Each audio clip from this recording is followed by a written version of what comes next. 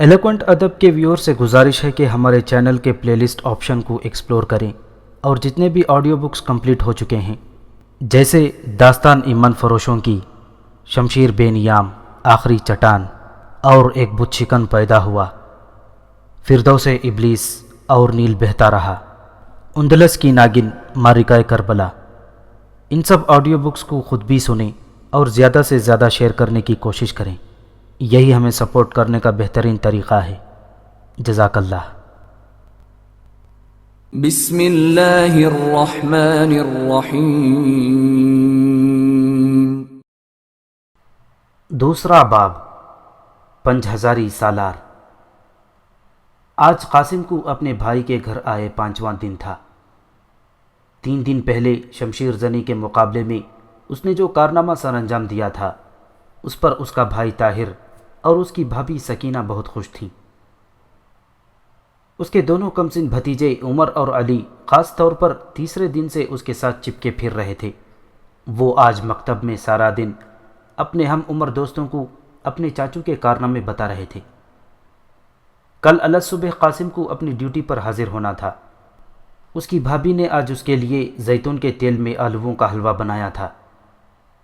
ادھر شام کو طاہر گھر لوٹا تو اس کے ہاتھ میں سمندری مچھلی کے پارچے تھے، گویا آج قاسم کی خاص دعوت تھی۔ رات کو دسترخوان پر بھابھی نے قاسم کو چھیڑتے ہوئے کہا، بس اب یہ وقت تمہاری شادی کے لیے مناسب ہے، میں کوئی اچھی سی ترک لڑکی دیکھ کر تمہاری رشتے کی بات چلاتی ہوں۔ اتنا سنا تھا کہ بچے خوشی سے اچھلنے لگے۔ چاچو کی شادی، چاچو کی شادی۔ طاہر زیر لب مسکرایا تھا۔ قاسم نے احتجاج کرتے ہوئے کہا، نہیں بھابھی نہیں، ابھی سے یہ ظلم مت کیجیے، ابھی تو میں نے دنیا دیکھنی ہے۔ سلطان قیصر کو سبق سکھانے کے لیے قسطنطنیہ کا محاصرہ کرنا چاہتا ہے۔ ادھر مغربی یورپ کا خطرناک سپہ سالار ہونیاڈے ہینیڈیز صلیبی افواج کی قیادت سنبھالنے کے لیے لوٹ آیا ہے۔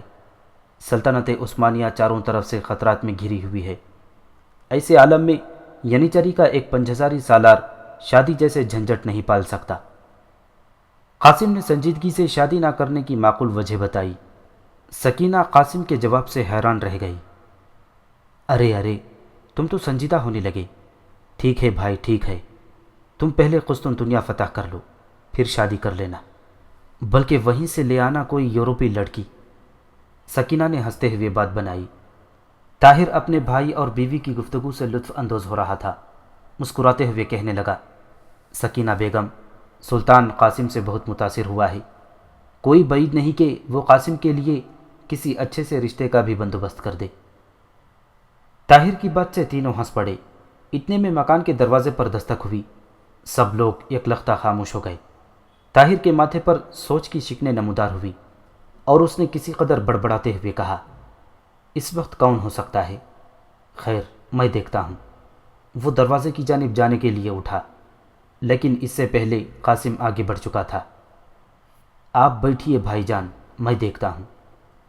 قاسم نے دروازہ کھولا تو سامنے ایک ادھیڑ عمر اجنبی کھڑا تھا۔ یہ ابو جعفر تھا۔ قاسم اسے پہلی بار دیکھ رہا تھا۔ ابو جعفر کی آنکھوں میں سانپ جیسی چمک تھی اور اس کی کوہن جیسی ناک اس کے مکار چہرے پر مزید پراسرار دکھائی دیتی تھی۔ ابو جعفر نے قاسم کو دیکھتے ہی مسکراتے ہوئے سلام کیا اور پھر کہنے لگا، آپ مجھے نہیں جانتے، لیکن آپ کے بھائی میرے دوست ہیں۔ بہرحال آج تو میں آپ ہی کی زیارت کے لیے حاضر ہوا ہوں۔ ابو جعفر کی بات سن کر قاسم نے مہمان خانے کا دروازہ کھولا اور ادھیڑ عمر ابو جعفر کو بیٹھنے کے لیے کہا، آپ تشریف رکھیے، میں بھیا کو خبر کر کے حاضر ہوتا ہوں۔ براہ کرم آپ اپنا اسم گرامی بتا دیجئے تاکہ میں بھیا کو مطلع کر دوں۔ جی، میرا نام ابو جعفر ہے۔ قاسم نے طاہر کو بتایا تو اس کے ماتھے کی شکنیں مزید گہری ہو گئیں۔ ابو جعفر، خطیب مغرب، یہ شخص یہاں کیسے آ گیا؟ جہاں تک میری معلومات ہیں یہ شخص تو شہر کے پرلے سرے میں بغدادی دروازے کی مسجد میں خطیب ہے۔ طاہر نے سوچ کے عالم میں انگلی کی مدد سے اپنی پیشانی بجاتے ہوئے کہا، وہ کہہ رہا تھا کہ مجھ سے ملنے کے لیے آیا ہے، غالباً آپ کا دوست ہے۔ کچھ بتایا ہے اس نے؟ میرا دوست؟ نہیں، میں تو اسے صرف ایک آدھی بار ملا ہوں۔ خیر چلو چل کے دیکھتے ہیں کہ کیا معاملہ ہے۔ دونوں بھائی ابو جعفر کے پاس مہمان خانے میں آ بیٹھے۔ ابو جعفر نے اپنے مخصوص چاپلوسانہ لہجے میں کہا، شیخ طاہر، آپ کے بھائی تو بڑے جنگجو ہیں۔ تہوار والے دن ان کی کارکردگی سے سلطان بے حد متاثر ہوا اور انہیں ایک دم ینیچری کا 5000 سالار مقرر کر دیا۔ میں اسی کامیابی کی مبارکباد دینے آیا ہوں۔ طاہر نے حیرت سے ابو جعفر کی بات سنی اور پھر سلیقے سے کہا، آپ کا بہت بہت شکریہ، آپ نے زحمت کی۔ واقعی میرے بھائی کا ینیچری میں بھرتی ہونا ہمارے لیے سعادت کی بات ہے۔ قاسم اور طاہر کو معلوم نہیں تھا کہ ابو جعفر کتنا خطرناک شخص ہے۔ ابو جعفر طاہر کے بارے میں سب کچھ جانتا تھا۔ اسے اصل دلچسپی تھی قاسم کے ساتھ، کیونکہ ینیچری کے سالار اس کی سازش کا خاص نشانہ تھے۔ وہ اب تک ینیچری کے 3 اہم سالاروں کو اپنے دام فریب میں جکڑ چکا تھا۔ اس کا طریقہ کار یہ تھا کہ وہ غیر شادی شدہ اور کم عمر سالاروں کو نوجوان عیسائی لڑکیوں کا جھانسا دے کر اپنے جال میں پھنساتا تھا۔ ایک بار کوئی شخص اس کا رازدار بن کر جرم کی راہ پر چل پڑتا تو پھر آسانی سے واپس نہ لوٹ سکتا۔ وہ ینیچری کے اہم سالاروں کو بغاوت کے لیے اکساتا رہتا۔ ینیچری سلطنت عثمانیہ کی سب سے اہم اور جنگجو فوج تھی۔ یہ فوج سلطنت عثمانیہ کے بانی عثمان خان کے بیٹے عدر خان نے سب سے پہلے اپنے بھائی علاؤ الدین اور خورا خلیل کے مشورے سے بنائی تھی۔ عدر خان کے زمانے میں جب تمام ایشیائی کوچک عیسائی حکومتوں سے پاک ہو گیا تو عثمانی سلطنت کے خاص کارندے پورے ملک کی جاگیرداریوں میں پھیل گئے۔ گزشتہ لڑائیوں میں بہت سے عیسائی قید ہو کر آئے تھے اور بہت سے عیسائی رعایا بن کر ذمیوں کی حیثیت سے عیسائی کوچک میں زندگی بسر کرنے لگے تھے۔ وزیر اعظم علاؤ الدین نے اپنے بھائی عدر خان کو مشورہ دیا کہ بڑے بڑے جاگیردار جو بڑی بڑی فوج کے مالک ہوتے ہیں، سلطنت کے لیے بعض اوقات خطرے کا موجب بھی بن جاتے ہیں۔ اس وقت تک ترکوں کی کوئی باقاعدہ فوج نہیں تھی اور وزیر اعظم علاؤ الدین کو اس بات کا خطرہ تھا کہ ان کی جاگیردار عیسائی رعایا ہمسایہ عیسائی سلطنت کے ریشہ دیوانیوں کا شکار بن کر ان کی مخالفت پر آمادہ ہو جانے کی استعداد بھی رکھتے ہیں۔ اس لیے اس نے مناسب سمجھا کہ عیسائی قیدیوں اور عیسائی رعایا میں ایسے نوجوان نوعمر لڑکوں کو لے کر سلطنت خود ان کی پرورش اور تربیت کی ذمہ دار بنے اور اس طرح انہیں اسلامی تعلیم دے کر اور مسلمان بنا کر ان کی ایک فوج بنائی جائے۔ یہ فوج خاص شاہی فوج سمجھی جائے گی۔ ان لوگوں سے بغاوت کی توقع نہ ہوگی اور ان نو مسلم نوجوانوں کے عزیز و اقارب بھی سلطنت کی مخالفت نہیں کریں گے۔ اس کے برعکس ان کو مسلمان ہونے کی ترغیب ملے گی۔ چنانچہ اس تجویز پر عمل درآمد کیا گیا۔ پہلے سال 1000 عیسائی لڑکوں کو منتخب کر کے انہیں فوجی تربیت دی گئی۔ دوسرے سال 1000 لڑکے اور چنے گئے۔ شروع میں جب 2000 نوجوان تربیت سے فارغ ہو کر سلطان کے باڈی گارڈ قرار دیے گئے تو سلطان ان کو لے کر ایک بزرگ صوفی حاجی بکتاش کی خدمت میں حاضر ہوا اور ان سے دعا کی درخواست کی۔ اس باخدا بزرگ نے ایک نوجوان کے شانے پر ہاتھ رکھ کر اس فوج کے لیے دعا یا کلمات کہے اور اسے ینیچری فوج کہہ کر پکارا۔ قاسم بن حشام پہلا شخص تھا جو عیسائی نہیں تھا اور پھر بھی اسے ینیچری میں شامل کیا گیا۔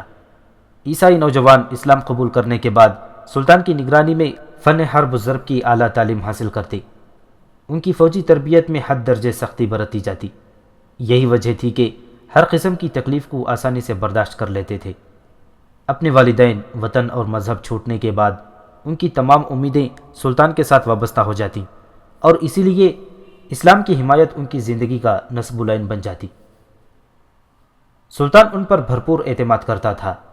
یہ فوج جس طرح شان و شوکت کے ساتھ رہتی اور جس طرح سلطان کی منظور نظر تھی، اس کو دیکھ کر عیسائیوں کو خود ہی خواہش پیدا ہوتی کہ وہ اپنے بیٹوں کو سلطانی تربیت گاہ میں داخل کرا دے۔ یہی وجہ تھی کہ سالانہ بھرتی کے موقع پر یہ تعداد خود بخود پوری ہو جاتی اور بعض امیدواروں کو واپس کرنا پڑتا۔ سلطان نے پہلی مرتبہ کسی مسلمان نوجوان کو خلاف معمول ینیچری میں بھرتی کیا تھا اور سلطان کے اس فیصلے کی حقیقی حکمت یہ تھی کہ نو مسلم سپاہیوں کے اس لشکر میں ایک آدھ پختہ کار مسلمانوں کو اس لیے بھی شامل ہونا چاہیے کہ آئے دن اٹھتی ہوئی بغاوتوں اور سازشوں سے باخبر رکھا جا سکے۔ ابو جعفر نے ینیچری کے بعض سالاروں کو ان کے سابقہ مذہب عیسائیت پر لوٹانے میں کامیابی حاصل کر لی تھی۔ ابو جعفر کی سرگرمیوں سے ینیچری میں غداروں کی تعداد بڑھتی جا رہی تھی۔ ادھر سلطان کے باخبر کان اس صورتحال کی گن سن لے چکے تھے، چنانچہ سلطان نے قاسم کو نو مسلموں کی فوج میں شامل کر کے حاکمانہ بصیرت کا ثبوت دیا، اور یہی بات ابو جعفر کے لیے کڑوا نوالا ثابت ہو رہی تھی۔ وہ سلطان کے فیصلے سے بوکھلا گیا تھا، کیونکہ اب ایک پختہ کار عرب مسلمان کی موجودگی میں ابو جعفر کے لیے ینیچری کے اندر بغاوت کا منصوبہ بنانا مشکل ہو گیا تھا۔ ابو جعفر کے پیٹ کا یہی مروڑ تھا جو اسے عثمانی تربیت گاہ کے استاد طاہر کے گھر کھینچ لایا تھا، اور اس وقت ابو جعفر قاسم کی شخصیت اور ایمان کو پرکھنے کی کوشش کر رہا تھا۔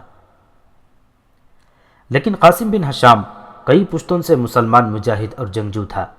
ابو جعفر کو قاسم اور طاہر کا انداز گفتگو دیکھ کر شدید مایوسی ہو رہی تھی، کیونکہ اس کی مکار اور تجربے کار نگاہیں یہ بھانپ چکی تھیں کہ ان دونوں عرب بھائیوں کو پھانسنا آسان کام نہیں۔ اس نے ادھر ادھر کی بہت سی باتیں کرنے کے بعد براہ راست قاسم سے سوال کر دیا۔ اس کی کیا وجہ ہے کہ سلطان نے پہلی مرتبہ ینیچری میں کسی مسلمان سالار کو شامل کیا ہے؟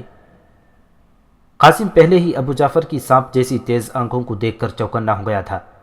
اب اس نے یہ سوال کیا تو قاسم کو عجیب سا لگا، لیکن اس سے پہلے کہ قاسم بولتا، طاہر بول پڑا۔ سنا ہے ینیچری میں کوئی بغاوت پروان چڑھ رہی ہے، غالباً سلطان نے اسی کی حقیقت جاننے کے لیے میرے بھائی پر اعتماد کیا ہے۔ طاہر کی بات سن کر ابو جعفر کا دل دھک سے رہ گیا۔ ینیچری میں پروان چڑھنے والی بغاوت کا سرغنہ وہ خود تھا۔ طاہر بن ہشام کی بات نے مہمان خانے کی فضا میں سنسنی بھر دی تھی۔ ابو جعفر سراسیما ہو گیا، کیونکہ قاسم کی نظریں بدستور ابو جعفر کے چہرے پر تھیں۔ ابو جعفر نے ان ذہین عرب بھائیوں میں مزید رکنا مناسب نہ سمجھا، اور جلدی سے اجازت لے کر وہاں سے اٹھ گیا۔ اگلے دن قاسم اپنی نئی وردی پہن کر اور اپنے من پسند گھوڑے پر سوار ہو کر ینیچری کے صدر مقام کی جانب چل دیا۔ یہاں اس کی ملاقات سب سے پہلے آغا حسن کے ساتھ ہوئی۔ یہ وہی نوجوان تھا جس نے تہوار والے روز سکندر بیگ سے شکست کھائی تھی۔ قاسم کو اس نوجوان کے چہرے پر عجب سادگی اور خلوص دکھائی دیا۔ قاسم نے بہت جلد اندازہ لگا لیا کہ اس نوجوان کے ساتھ اس کی دوستی ہونے والی ہے۔ آغا حسن قاسم سے عمر میں بڑا تھا اور ینیچری کا تجربے کار سالار تھا۔ اپنے کارناموں اور شجاعت کی وجہ سے وہ ترقی کے 10,000 منصب تک پہنچ چکا تھا۔ آغا حسن قاسم کو ینیچری کے احاطے میں داخل ہوتا دیکھ کر ٹھٹک گیا۔ اسے تہوار والے روز سے ہی قاسم بہت پسند آیا تھا۔ اس نے قاسم کو دیکھا اور دوڑتا ہوا اس کے پاس جا پہنچا۔ قاسم بھی فوراً گھوڑے سے نیچے اتر کر آیا۔ ینیچری کے دونوں سالار آپس میں بغل گیر ہوئے اور باتیں کرتے ہوئے صدر دفتر کی طرف بڑھنے لگے۔ آغا حسن نے چلتے چلتے کہا، میں آپ کے بڑے بھائی طاہر بن ہشام کو جانتا ہوں۔ وہ تربیت گاہ میں شمشیر زنی کی کلاس لیتے ہیں، تو میں کبھی کبھار اپنے شوق سے ان کا فن دیکھنے جاتا ہوں۔ بہت خوب، اس کا مطلب ہے کہ بھائی جان بھی آپ کو جانتے ہوں گے۔ اچھا ہوا سب سے پہلے آپ کے ساتھ ملاقات ہو گئی۔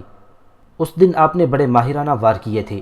آپ کی شمشیر نہ ٹوٹی ہوتی تو آپ یقیناً سکندر بیگ کو تھکا کر شکست دینے کی صلاحیت رکھتے تھے۔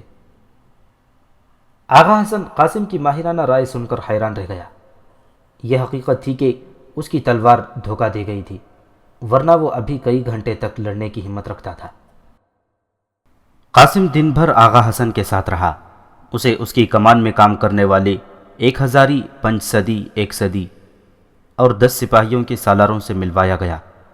ینیچری کی تمام فوج ایک بہت بڑی کالونی میں مقیم تھی۔ یہ سب لوگ اپنا گھر بار، وطن اور مذہب چھوڑ چکے تھے، اور اس وقت اسلام کی سربلندی کی خاطر اپنی جانوں کا سودا کیے ہوئے تھے۔ شام کو گھر کی جانب واپس آتے ہوئے قاسم جب آغا حسن سے اجازت لینے لگا تو اسے ایک دم ابو جعفر کا خیال آیا، اور پھر اسے ینیچری میں مبینہ بغاوت کی بات یاد آ گئی۔ وہ دن بھر کی رفاقت میں جان چکا تھا کہ آغا حسن قابل اعتماد سپاہی ہے، چنانچہ اس نے قدرے رازدارانہ لہجے میں آغا حسن سے دریافت کیا، یہ بات کہاں تک صحیح ہے کہ ینیچری میں بعض لوگ سلطان کے خلاف سرگرمیوں میں مصروف ہیں؟ کیا آپ اس بارے میں کچھ جانتے ہیں؟ آغا حسن چونک کر قاسم کی جانب دیکھا اور پھر محتاط انداز میں جواب دیا، نہیں، میں اس بارے میں کچھ زیادہ نہیں جانتا۔ میرے علم میں تو یہ بات آئی ہے کہ کچھ لوگ تنخواہ بڑھانے اور دیگر سہولیات میں اضافے کی ضد کر رہے ہیں۔ قاسم نے تفہیمی انداز میں سر ہلایا اور آغا حسن سے اجازت لے لی۔ جلد ہی قاسم ینیچری میں ایک محبوب و مقبول سالار بن گیا۔ اب اس کے والدین بھی ادرنا میں اس کے بھائی کے گھر آ چکے تھے۔ روزانہ الگ صبح گھوڑے پر سوار ہو کر ینیچری کے معسکر جانا اور پھر شام کے بعد واپس لوٹنا قاسم کا معمول بن چکا تھا۔ کبھی کبھار وہ آغا حسن کے پاس رات کے کھانے کے لیے رک جاتا اور دیر سے واپس آتا۔ اسی طرح ایک رات قاسم معسکر سے گھر آنے کے لیے روانہ ہوا۔ راستے میں زیتون کے چند باغات پڑتے تھے۔ 10ویں رات کا چاند زیتون کے درختوں پر چاندنی کی طرح چادر پھیلا چکا تھا۔ قریب ہی پہاڑی پانی کا ایک بڑا سیلاب تھا جس کے چہار اطراف نرم سبزہ کسی قالین کی طرح بچھا ہوا تھا۔ قاسم تالاب کے قریب پہنچا تو ٹھٹک کر رک گیا۔ کسی نے کہیں سے تالاب میں کنکر پھینک دیا تھا۔ پانی میں کنکر کا چھناکا پیدا ہوا تو قاسم نے گھوڑے کی لگامیں کھینچ لیں اور بجلی کسی تیزی سے اپنی چمکدار شمشیر نیام سے باہر نکال لی۔ کون ہے یہاں؟ سامنے آؤ، ورنہ اگر میں نے خود ڈھونڈ لیا تو گردن اڑائے بغیر نہیں رکوں گا۔ زمستانی ہوا پتے پتے کو رقص پر مجبور کر رہی تھی۔ چاندنی کی وجہ سے درختوں کے سائے کسی طلسماتی شہر میں گمسم کھڑے سیاہ دیو محسوس ہو رہے تھے۔ ہر طرف سناٹا تھا۔ گھوڑے کے سموں کے نیچے کڑکڑاتے ہوئے زیتون کے خشک پتے پورے ماحول میں دیو ملائی رنگ بھر رہے تھے۔ قاسم کے کان کھڑے تھے اور وہ اپنی تمام حسیات کو بیدار کیے کسی کی موجودگی کو محسوس کرنے کی کوشش کر رہا تھا۔ یکلخت اسے گھوڑے کے ہنہنانے کی آواز سنائی دی۔ یہ آواز انار کے چھوٹے درختوں کے عقب سے آ رہی تھی۔ قاسم نے تلوار کے دستے پر گرفت مضبوط کی اور گھوڑے کو اسی جانب موڑ لیا۔ قریب جانے پر اس نے دیکھا کہ وہ ایک نہیں 2 گھوڑے تھے جو ایک بھگی کے آگے جتے ہوئے تھے۔ بھگی کو یہاں ویرانے میں دیکھ کر قاسم کو حیرت ہوئی۔ اس قسم کے رتھ یہاں ادرنا میں طبقہ اشرافیہ کی خواتین استعمال کرتی تھیں۔ قاسم کا ماتھا ٹھنکا۔ اس نے سوچا ضرور کوئی ایسی ویسی بات ہے۔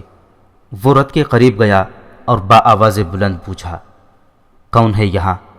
میں پوچھتا ہوں کون ہے یہاں؟ وہ کچھ دیر تک پکارتا رہا۔ جب اسے کوئی جواب نہ سنائی دیا تو اس نے رتھ کی پچھلی طرف جا کر عقبی پردے کو تلوار کی نوک سے اٹھایا۔ یہاں بھی کوئی نہیں تھا۔ اب قاسم مزید محتاط اور مستعد ہو گیا۔ ابھی وہ صورتحال کی نزاکت پر غور کر ہی رہا تھا کہ اسے انار کے ایک درخت کے پیچھے سے ایک ہیولا سا نکلتا دکھائی دیا۔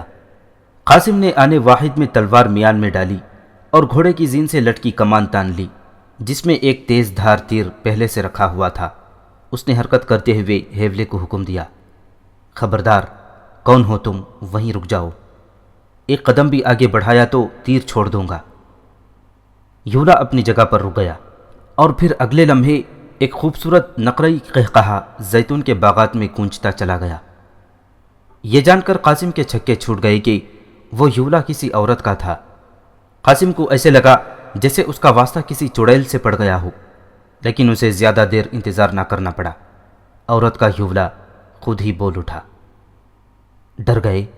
ینیچری کے 5000 سالار صاحب ڈر گئے۔ یہ مارسی کی آواز تھی۔ وہ درختوں کے سائے سے نکل کر سامنے آ گئی۔ قاسم مارسی سے متعلق قطعاً کچھ نہیں جانتا تھا۔ مارسی نرم قدموں کے ساتھ چلتی ہوئی قاسم کے بالکل قریب آ گئی۔ اب وہ صاف دکھائی دے رہی تھی۔ 10ویں رات کی چاندنی اس کے شگفتہ چہرے کو نوری شعاؤں کا غسل دے رہی تھیں۔ اس کی کٹورے جیسی آنکھیں کسی نیلی جھیل کی طرح جھلملا رہی تھیں۔ وہ مسکراتی ہوئی قاسم کے سامنے آئی اور انتہائی شائستہ لہجے میں کہنے لگی، محترم سالار، میں اس انداز میں ملنے کے لیے معذرت خواہ ہوں، لیکن اس کے سوا کوئی چارہ بھی تو نہیں تھا۔ میں اگر مزید دیر کرتی تو زیادہ تباہی پھیلنے کا اندیشہ تھا، چنانچہ میں نے یہی بہتر سمجھا کہ اس طرح راستے میں آپ سے مل لیا جائے۔ میں کافی دیر سے آپ کا انتظار کر رہی ہوں۔ مارسی کی بات سے قاسم چونکا، لیکن ابھی تک وہ سرے راہ ملنے والی اس دوشیزہ پر اعتماد نہیں کر سکتا تھا۔ اس نے مارسی سے وہی سوال کیا جو اسے کرنا چاہیے تھا، آپ جو کچھ کہنا چاہتی ہیں وہ بعد میں کہیے گا، پہلے یہ بتائیے کہ آپ کون ہیں؟ مارسی نے اپنی گھنی اور لمبی پلکیں اٹھا کر دیکھا اور ہونٹوں پر موجود مسکراہٹ کو معدوم کرتے ہوئے سنجیدگی سے کہا، محترم سالار، آپ میری بابت جاننے کے بجائے اس اہم راز کو غور سے سنیے جو میں آپ کو بتانے جا رہی ہوں۔ مارسی نے ساتھ ہی بتانا شروع کر دیا۔ محترم سالار، آپ یقین کیجئے، سلطان مراد خان ثانی کا منہ بولا بیٹا سکندر بیگ دل سے مسلمان نہیں ہوا، بلکہ وہ عیسائیوں کی ایک گہری چال کے تحت جارج کرسٹریاٹ سے سکندر بیگ بنا ہے۔ سلطان نے اسے لا علمی میں مغربی سرحدات کی جاگیر سونپ دی ہے۔ آپ کو یقیناً معلوم ہوگا کہ وہ البانیہ کے آن جہانی بادشاہ جان کرسٹریاٹ کا بڑا بیٹا ہے۔ وہ بعض عیسائی جاگیرداروں اور فوج کے بعض سالاروں کی مدد سے بغاوت کرنا چاہتا ہے۔ وہ البانیہ کو سلطان کے باج گزار سے آزاد کر کے سلطان سے انتقام لینا چاہتا ہے، کیونکہ اس کے خیال میں اس کے 3 چھوٹے بھائیوں کو سلطان نے زہر دے کر مروایا تھا۔ محترم سالار، آپ میری بات کا یقین کیجئے، اس سازش میں ابو جعفر نامی ایک شخص بھی شریک ہے۔ اس سے زیادہ میں آپ کو کچھ نہیں بتا سکتی۔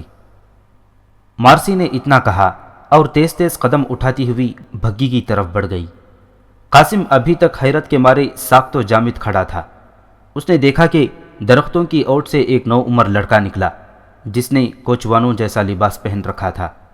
وہ لڑکا تیزی سے بھگی پر سوار ہوا اور گھوڑوں کو چابک رسید کر دی۔ قاسم حیرت کے جھٹکے سے اس وقت نکلا جب مارسی کی بھگی جا چکی تھی۔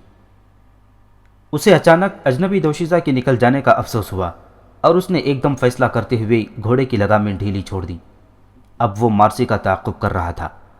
وہ چاہتا تھا کہ اس لڑکی کا سراغ حاصل کرے۔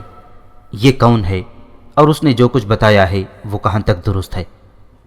پہلے بھگی زیادہ تیز دوڑتی رہی، لیکن شہری آبادی کے قریب پہنچتے ہی اس کی رفتار آہستہ ہونے لگی۔ ینیچری کی عسکری کالونی ادرنا سے باہر یورپی سمت پر واقع تھی۔ وہاں سے شہر تک آتے ہوئے 3 سے 4 کوس فاصلہ طے کرنا پڑتا تھا۔ فصیلے شہر کے قریب پہنچنے سے پہلے یکلخت مارسی کی بھگی رک گئی۔ یہاں بھی چاندنی نے پورے ماحول کو منور کر رکھا تھا۔ قاسم کا گھوڑا بھگی کے قریب پہنچا تو مارسی نے بھگی کا عقبی پردہ اٹھا دیا۔ قاسم بھگی کے بالکل قریب عقب میں جا کر رک گیا۔ اب مارسی اور قاسم ایک دوسرے کے آمنے سامنے تھے۔ دونوں نے ایک دوسرے کی آنکھوں میں آنکھیں ڈال کر دیکھا اور پھر نہ جانے کیوں مارسی نے پلکیں جھکا لی۔ قاسم کو یوں محسوس ہوا جیسے وہ مارسی کو اس سے پہلے بھی کہیں دیکھ چکا ہو۔ اس نے ذہن پر زور دینے کی کوشش کی لیکن اسے کچھ یاد نہ آیا۔ بالآخر قاسم نے پورے اعتماد لہجے میں مارسی سے سوال کیا، دیکھیے محترمہ، آپ نے جو کچھ مجھے بتایا ہے وہ نامکمل اور ناقابل یقین ہے۔ میں اسی لیے آپ کے پیچھے چل پڑا تھا تاکہ آپ سے مزید کچھ پوچھ سکوں۔ اس کے علاوہ میں یہ بھی پوچھنا چاہتا ہوں کہ آپ نے یہ سب کچھ بتانے کے لیے میرا ہی انتخاب کیوں کیا ہے؟ آپ چاہتے تو سلطان تک خود بھی پہنچ سکتی تھیں۔ سلطان کے علاوہ دیگر عمائدین سلطنت بھی بے شمار ہیں، لیکن آپ نے یہ سب کچھ بتانے کے لیے مجھے یعنی ایک بالکل نئے اور اجنبی شخص کو چنا ہے۔ قاسم بات کرنے کے دوران گھوڑے سے اتر آیا تھا۔ مارسی نے قاسم کو جواب دیا، محترم سالار، آپ ادرنا کے لیے اجنبی ہو سکتے ہیں لیکن میرے لیے آپ بالکل اجنبی نہیں ہیں۔ میں نے آپ کو اپنا تعاقب کرتے دیکھا تو از خود رک گئی تاکہ شہر میں داخل ہونے سے پہلے آپ کو اپنی مجبوری سمجھا سکوں۔ اس وقت ادرنا میں آپ کے علاوہ کوئی ایسا شخص مجھے دکھائی نہیں دیا جس تک میری آسانی سے رسائی ہو یا میں اس پر اعتماد کر سکوں۔ میں نے آپ کا انتخاب اس لیے بھی کیا ہے کہ آپ تہوار والے روز سکندر کو شکست دے چکے ہیں اور ایک ہی مقابلے میں اس کی شیطانی فطرت سے آگاہ ہو چکے ہیں۔ میری آپ سے یہ درخواست ہے کہ خدا را میرے بارے میں ابھی سے جاننے کی کوشش نہ کریں، کیونکہ میں مجبور ہوں۔ جس وقت بتانا مناسب ہوا میں خود ہی آپ کو بتا دوں گی کہ میں کون ہوں۔ اب دراز قد قاسم مارسی کے بالکل نزدیک کھڑا تھا۔ اس نے مارسی کی آنکھوں میں صبح کے ستارے کی جھلمل بھی دیکھی اور شفق کی اداسی بھی۔ یہ لڑکی قاسم کے تصور سے زیادہ حسین تھی۔ اس کی لمبی سیاہ پلکیں جھپ جھپ جھپکتی تھیں تو ایسے لگتا تھا جیسے چاندنی سے سحر کا جھپٹتا آنکھ مچھولی کھیل رہا ہو۔ مارسی کی شفاف اور چوڑی پیشانی اس کی ذہانت کا ثبوت تھی۔ اس کا جسم نازک بھی تھا اور سڈول بھی، یوں لگتا تھا جیسے کسی یاقوت کی مورتی نے لباس پہن رکھا ہو۔ قاسم کا ذہن مارسی کا حسن دیکھ کر ڈگمگانے لگا تھا۔ اس نے خود کو سنبھالا اور زیر لب مسکراتے ہوئے کہا، آپ نے جو کچھ مجھے بتایا میں یہ سلطان کو نہیں بتا سکتا۔ کیونکہ بغیر کسی ثبوت کے سکندر بیگ جیسے سلطان کے مقرب شخص پر انگلی اٹھانا دانش مندی نہیں۔ ہاں، میں اپنے طور پر سکندر بیگ کی حقیقت جاننے کی کوشش کروں گا۔ آپ مجھے اپنے بارے میں نہیں بتانا چاہتی تو نہ صحیح، لیکن میں چاہتا ہوں کہ میں اس سلسلے میں آپ سے پھر ملنا چاہوں تو کیا مل سکتا ہوں؟ شاید آپ میری بات سمجھ رہی ہیں۔ قاسم نے مارسی کی نیلگوں آنکھوں میں غوطہ لگاتے ہوئے کہا۔ مارسی قاسم کی حالت سمجھ رہی تھی اور وہ دل ہی دل میں خوش بھی ہو رہی تھی۔ اندھا کیا چاہے دو آنکھیں۔ مارسی کو تو خود قاسم جیسے مضبوط شخص کی ضرورت تھی۔ وہ اگر قاسم کے ساتھ دل کا سودا کر لیتی اور قاسم بھی اس کی محبت کا جواب محبت سے دے دیتا تو یہ مارسی کے لیے آنے والے خطرات سے بچنے کا واحد کامیاب راستہ تھا۔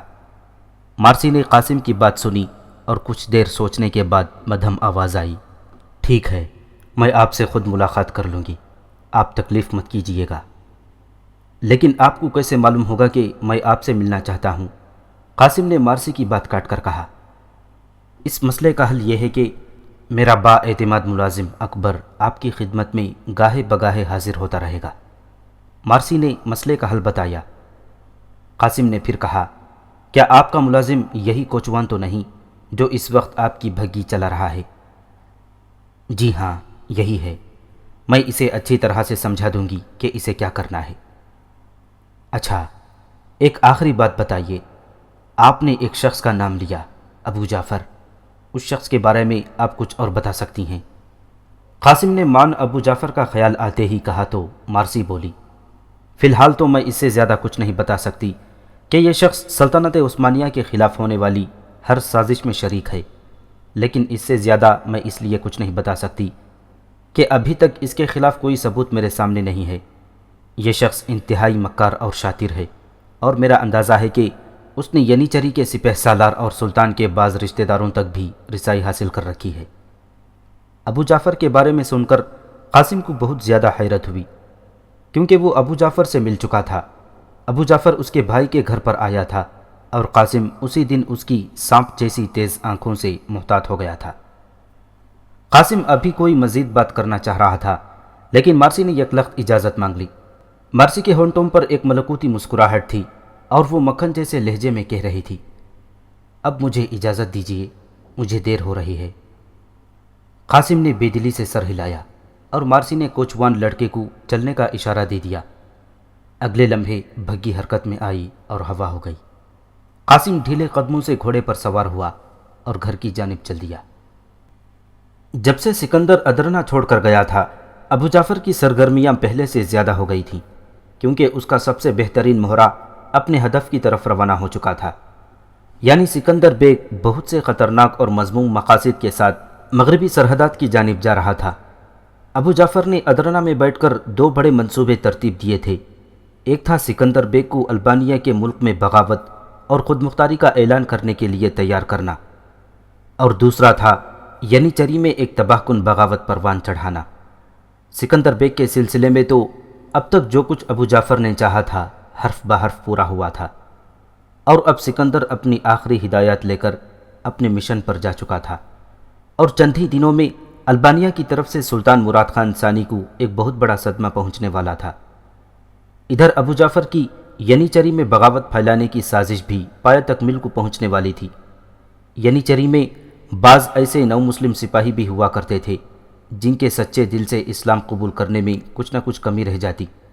ابو جعفر کا نشانہ ایسے ہی نوجوانوں پر تھا اور اس نے بہت سے نوجوانوں کو مختلف طریقوں سے اپنی سازش میں شامل کر لیا تھا۔ ابو جعفر بہت خوش تھا کیونکہ اس کا مشن کامیابی کے ساتھ انجام تک پہنچنے والا تھا۔ وہ گزشتہ کئی سالوں سے ادرنا میں تھا، اس کا کام بھی قریب الاختتام تھا۔ اسے سکندر بیگ کی بغاوت کا انتظار تھا اور البانیہ سے خود مختاری کا اعلان ہونے کی دیر تھی کہ یہاں ادرنا میں بھی ینیچری کے بعض سالار ہتھیار اٹھا کر اہلیان شہر کو یرغمال کر لیتے۔ ینیچری کے بعض سالار اور سلطان کے کچھ رشتہ دار محل کو سنبھالنے کے لیے تیار بیٹھے تھے۔ اس طرح ابو جعفر قیصر قسطنطنیہ کے حکم سے سلطنت عثمانیہ کی تباہی کا مکمل سامان تیار کر چکا تھا۔ ادھر چند ہی دن ہوئے تھے اور یہ خبر گردش کر رہی تھی کہ سلطان کی بعض یورپی باجگزار ریاستیں بغاوت کا اعلان کر چکی ہیں، جبکہ بوسنیا، سربیا اور ہنگری کی فوجیں ہونیاڈے کے پرچم تلے جمع ہونے لگی تھیں۔